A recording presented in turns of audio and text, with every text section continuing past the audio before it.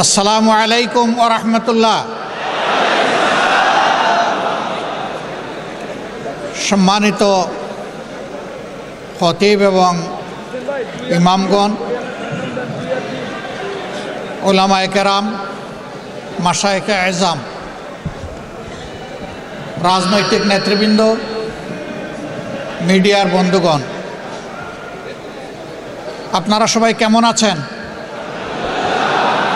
আলহামদুলিল্লাহ রব্বিল আলামিন ওয়াসসালাতু ওয়াসসালামু আলা রাসূলিহিল কারীম ওয়া আলা আলিহি ওয়া সাহবিহি ওয়া আহলি বাইতি আজমাইন। সম্মানিত বন্ধুগণ, আজ সম্মিলিত ইমাম এবং খতিব পরিষদ কর্তৃক আয়োজিত জাতীয় এই সম্মেলনের অতি সম্মানিত আয়োজকবৃন্দ, আমন্ত্রিত অতিথিবৃন্দ এবং যাদের নিয়ে আজকের এই মহান আয়োজন, সেই আয়োজনের সম্মানিত ডেলিগেটবৃন্দ, আজকের এই আয়োজনে 7 দফা দাবি আপনারা সামনে নিয়ে এসেছেন। এই দাবিগুলো নিতান্তই সঙ্গত এবং একেবারেই অল্প। আমি ব্যক্তিগতভাবে আপনাদের এই দাবিতে থেমে যাওয়ার মানুষ নই। আমি মনে করি এই দাবি তো বাস্তবায়ন হতেই হবে। তার সাথে খতিব এবং ইমামদেরকে তাদের আসল মর্যাদা তাদের হাতে তুলে দিতে হবে। সেই মর্যাদাটা কি? এটা কি বাংলাদেশ থেকে এই যুগে বানাবো? অবশ্যই না। মসজিদে নববীর খতিব, মেহরাবের যিনি ইমাম, তিনি মসজিদকে যে মর্যাদায় প্রতিষ্ঠিত রেখে গিয়েছেন, আজ মসজিদকে সেই মর্যাদায় নিয়ে যেতে হবে।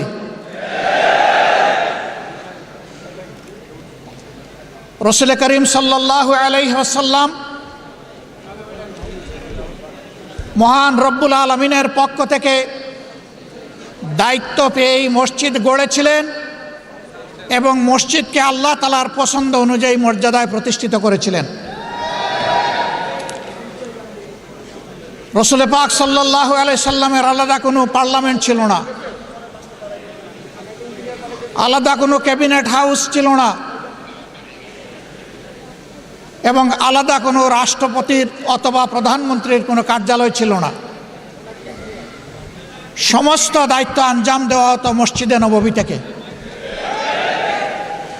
বিভিন্ন ধর্মের মতের মানুষ সারা বিশ্ব থেকে প্রতিনিধি নিয়ে তার কাছে এসেছেন। তিনি তাদের সকলের সাথে মিলিত হয়েছেন মসজিদে নববীতে। রাষ্ট্রের সকল কর্মকাণ্ডের পরামর্শ আহলে রায়দের সাথে করেছেন মসজিদে নববীতে।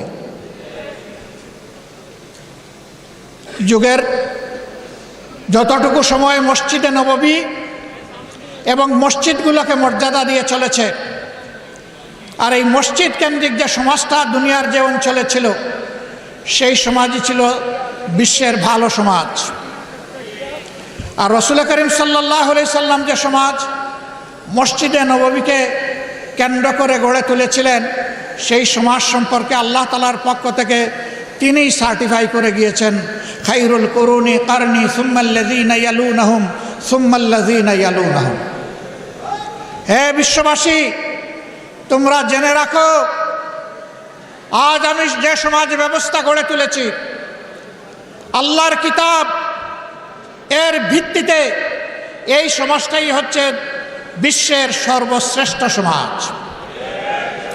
এর আগেও এই ধরনের কোনো সমাজ জন্ম নেয়নি, এর পরেও এই ধরনের কোনো সমাজ জন্ম নেবে না। সুতরাং ওই সমাজকে অনুসরণ করে যেই সমাজ ব্যবস্থা গড়ে উঠবে, সেই সমাজ ব্যবস্থাই দুনিয়ায় শ্রেষ্ঠত্বের আসনে বসবে। নবীজির এই সমাজকে বাদ দিয়ে মন গড়া কোনো মতবাদ তন্ত্র মন্ত্র দিয়ে যে সমাজ গড়া হবে, সেই সমাজ আল্লাহর কসম দুনিয়াকে শান্তি এবং সম্মান দুটার কোনোটাই দিতে পারবে না। এটি প্রমাণিত সত্য। দুনিয়ার যে কোনো মহাদেশে হোক, দেশে হোক, অঞ্চলে হোক, এটি প্রমাণিত সত্য। বাংলাদেশ 90% মুসলমানের দেশ। এদেশের 90% মুসলমান আল্লাহর উপর ঈমান রাখে, আল্লাহর কোরআনকে মানে, নবী করিম সাল্লাল্লাহু আলাইহি সাল্লামকে শেষ পয়গম্বর স্বীকার করে। এই দেশে আইন চলবে কোরআনের মতবাদে ইনশাআল্লাহ। এই জায়গায় যতদিন পর্যন্ত আমাদের দেশ না আসবে, এদেশে আমরা কোনো সত্যিকারের মানবিক সমাজ কায়েম করতে পারবো না। বলবেন তাহলে এই দেশে অন্য ধর্মের মানুষ যারা আছে তাদের কি হবে? কোরআন শুধু মানুষের সম্মানের গ্যারান্টি দেয় নাই, অধিকারের ওয়ারেন্টি দেয় নাই, কোরআন সমস্ত মখলুকাতের অধিকারের ওয়ারেন্টি দিয়েছে। মানুষ তো অবশ্যই, মদিনায় যেমন সকল ধর্মের মানুষ পূর্ণ ধর্মীয় স্বাধীনতা, নাগরিক নিরাপত্তা এবং অধিকার ভোগ করেছেন, আল্লাহর দেওয়া আইনের এবং বিধানের ভিত্তিতে আমাদের প্রিয় দেশেও যদি সেই সমাজ ব্যবস্থা কায়েম হয়, ইনশাআল্লাহু তাআলা লাজিম সেই অধিকার প্রতিষ্ঠিত হবে। কাজেই এখানে একটা দাবি দেখলাম, 7 দাবির মধ্যে একটা দাবি যে মসজিদ কমিটিতে ইমাম এবং খতিব সাহেবদেরকে সম্মানের সাথে অ্যাকোমোডেট করতে হবে। আমি আপনাদের এই দাবির সাথে একমত না। মসজিদ কমিটি হবে ইমাম এবং খতিব সাহেবের পরামর্শের ভিত্তিতে। এই কমিটির প্রাণ পুরুষ হবেন খতিব কিংবা ইমাম, তাকে বাদ দিয়ে নয়, তাকে সহযোগিতা করার জন্য এই কমিটি হবে।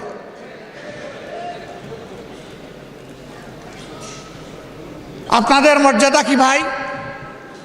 আমরা যখন জীবিত আপনারা ইমামতি করেন, আমরা পিছনে দাঁড়িয়ে যাই, আপনারা আমাদের ইমাম। আমরা যখন দুনিয়া থেকে বিদায় নেই তখনও আপনারা আমাদের ইমাম। শুধু ব্যতিক্রম এতটুকু, জীবিত অবস্থায় আপনাদের পিছনে দাঁড়াই, আর দুনিয়া থেকে চলে গেলে আমাদের লাশটা সামনে রেখে আপনারা দাঁড়ান।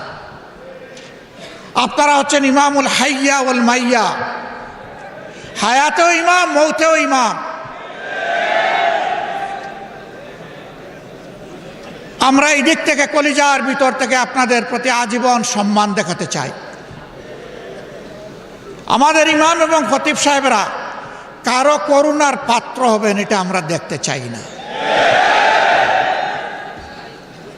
সমাজের ফয়সালা মিম্বর থেকে আসবে ইনশাআল্লাহ, সেই ফয়সালাই মিম্বর মেনে নিবে।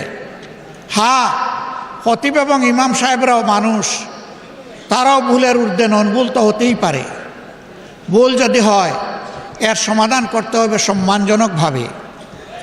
এই সমাধান এইভাবে নয়, আমার পছন্দ হয়নি, আমি দুপুরবেলা জোয়ারের নামাজের সময় বলে দিলাম যে উনি কিভাবে ইমাম তাকেন আমি দেখে নিব, আসরের নামাজের সময় দেখা গেল উনি আর মেহরাবে নাই। আমাদের ইমাম এবং খতিব সাহেবদের জন্য আমরা এমন ফয়সালা চাই না, এমন ফয়সালা বরদাস্ত করব না।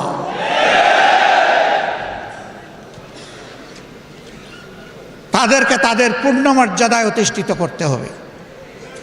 আপনাদের দাবিগুলা খুব ছোট, কিন্তু এত ছোট জায়গায় পড়ে থাকলে হবে না, আপনাদেরকে এই সমাজের দায়িত্ব নিতে হবে। নামাজের ইমাম যেদিন সমাজের ইমাম হবেন, সেই দিনই ইনশাআল্লাহ আমরা সত্যিকারের মুক্তি পাবো ইনশাআল্লাহ। আজ যেমন আপনাদের অনুসরণ করে আমরা গর্বিত, প্রীত, তৃপ্ত, সেই দিনও আপনাদের অনুসরণ করে আমরা গর্বিত, প্রীত এবং তৃপ্ত হব ইনশাআল্লাহ। এগিয়ে আসুন, জোর কদমে এগিয়ে আসুন।